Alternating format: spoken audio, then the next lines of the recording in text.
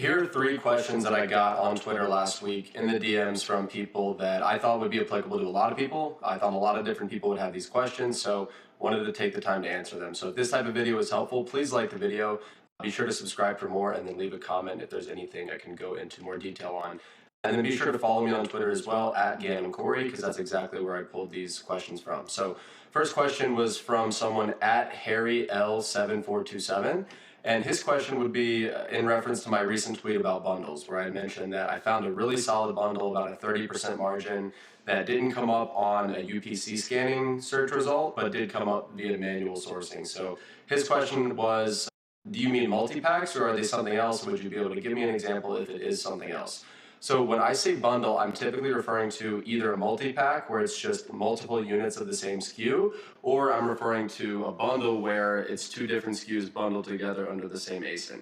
For example, a shampoo and a conditioner, that would be a bundle, whereas a multi-pack would be a 6-pack of the same type of shampoo, if that makes sense. And so to answer his question, you'll find a lot of both of these types of bundles when you're manually sourcing. And so the reason for that is typically when people create these bundle listings, there's not a UPC in the back end of Amazon that ties that product to one of the particular bundle components. So because of that, when you upload a price list through a UPC scanner, that UPC scanner is not going to find a UPC match on that listing. You would only ever be able to find that listing through a manual search, and that's why manual sourcing is always going to be the most profitable way to source, even though it is a lot more tedious and time consuming. So the next question was from @JohnResells, and his question was, as far as for taxes, tracking profit and losses, expenses, and everything, are you using Sellerboard as your primary for that, or are you using QuickBooks as well? So we are using Sellerboard to really have a rough and dirty idea of what our daily gross profit looks like. So really the only expenses of ours that are input into Sellerboard are our cost of goods sold at the SKU level, obviously. And then Sellerboard will pull in any fees from Amazon that we incurred, anything from inbound shipping costs of our shipping partner carrier, all the way to bubble wrap fees that we might pay for Amazon to prep those units for us. So we don't have any of our operating expenses input into Sellerboard. So when we see our profitability on Sellerboard, it's always going to be gross profit. And we also keep in mind that it doesn't account for for example, if we are sending an LTL shipment or an FTL shipment to Amazon, we pay for that. We pay the broker for that directly. That's not paid through our Amazon account.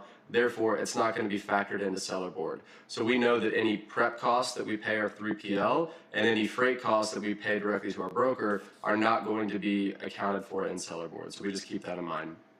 As far as our bookkeeper, they keep our books on a monthly basis and they record that information in Xero. And so the monthly meeting that we have with our bookkeeper to go over Xero, the profit and loss for the last month, that's going to be the actual accurate profit and loss statement. Whereas again, Sellerboard is going to be more so at the gross level. So the third and final question was from @AreebCash, and his question was around oversized products that he's trying to bundle together, but he's trying to decide the best way to go about doing that. So his question was, I finally got my products in hand and they're pretty big. They're a cylinder and they're about 6 inches wide and they're about 5 inches long. Do you think I can put them in boxes of a pack and label them as a set and send multiple of those boxes to Amazon?